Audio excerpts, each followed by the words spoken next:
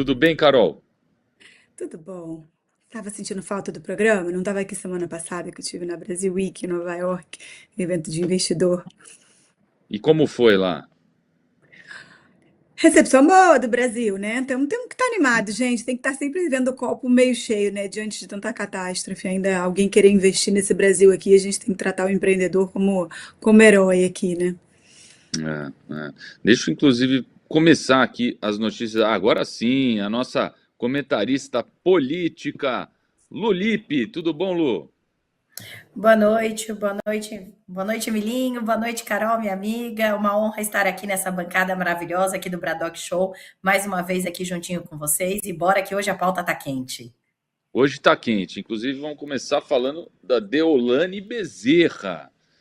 A advogada que fez campanha para Lula em 2022 é presa por suspeita de lavar dinheiro para Marcola e o PCC. A advogada influenciadora foi presa nesta quinta em Barueri, na Operação Vernix, do Ministério Público da Polícia Civil de São Paulo. Suspeita: lavagem de dinheiro para a família de Marcola, líder do PCC, com bloqueios de bens que ultrapassam 357 milhões de reais.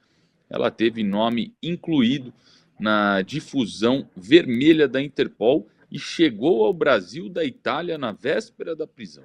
Já declarou publicamente, Carol Esponza, ela declarou publicamente que gosta de advogar para bandido. Emelinho, vamos lá. Advogado criminalista já sabe que é da natureza do trabalho deles advogar para bandido, né? Você pode tentar ali advogar para empresa, mas se a pessoa fizesse tudo certinho, estava precisando de um criminalista, né? Tem gente que acaba sendo presa em falsa acusação, mas é raro. O ponto é, que tipo de país a gente vive, que crise moral, que crise cultural a gente vive no Brasil como uma pessoa, né, que esbanja na internet com luxo, né, de viagens, acaba indo parar em podcasts, todo esse vazamento aí dessa declaração dela foi num podcast com outras influenciadoras. Eu confesso que eu não conhecia nenhuma delas, mas eu tive que parar para ver esse caso da Deolane, né? E é assustador, assim, ver a quantidade de seguidor, a quantidade de gente que idolatra uma postura como essa. De novo, não quero criminalizar a profissão, né? Não quero demonizar a profissão, a gente precisa de advogado e criminalista no Brasil, mas o ponto é se vanglorizar sobre isso, né? Eu gosto de bandido, eu gosto de perguntar, a casa caiu, tem prova? Não, não tem prova, então eu vou me inocentar todo mundo.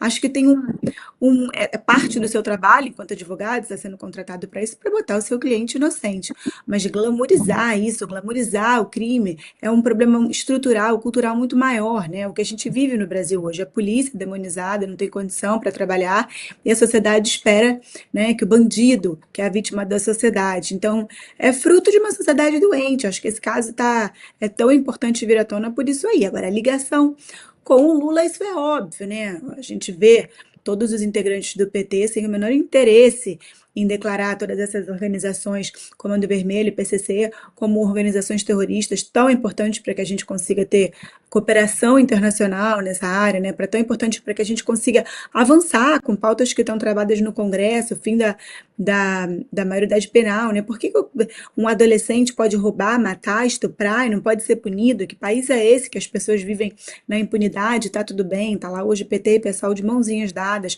para tentar impedir isso, falando que é um atraso civilizacional, né? Então é essa a realidade que a gente vive hoje. Então não me surpreende, assim, que eu sou do Rio de Janeiro, né?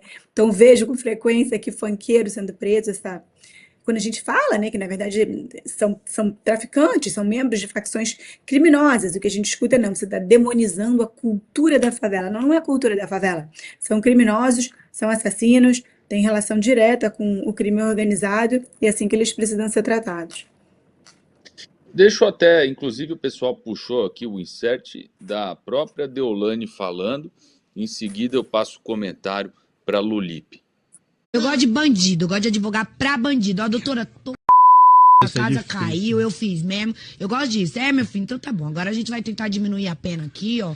Um regime de pena melhor. É, mas tem prova? Eu fiz, tem prova? Não, não tem, doutora. Do jeito que tá, não tem. Não tem, então vamos pedir absolvição.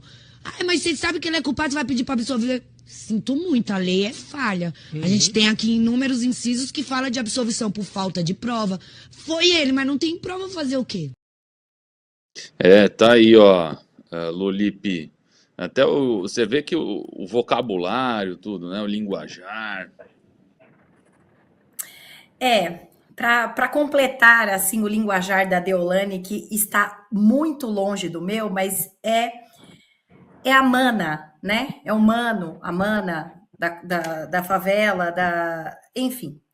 Eu vejo a completa degradação cultural da sociedade brasileira quando uma influenciadora, né? Ou seja, uma formadora de opinião, Deolane Bezerra, é sim uma formadora de opinião. Ela tem 20 milhões de seguidores. Então é a completa degradação cultural da sociedade brasileira. Mas aí a gente pode cair naquela premissa de preconceito e esse tipo de coisa. Como eu quero me esvair desse tipo de situação, principalmente de um processo, que eu já tenho alguns, então eu quero aqui colocar quem é Deolane Bezerra. Uma advogada criminalista que, como ela mesma disse, abre aspas, gosto de advogar, de defender bandido. Ela apoiou o presidente Lula na campanha de 22. Então, assim, estamos falando de alguém que, além de apoiadora, o Lula ele tem massiva expressão de votos dentro das penitenciárias. Estamos falando sobre a mesma pessoa. Mas aí, pegando esse caso específico, na outra prisão da Deolane foi presa ela e a mãe, pela mesma investigação, lavagem de dinheiro para o crime organizado. Veja que a tecla, ela se repete.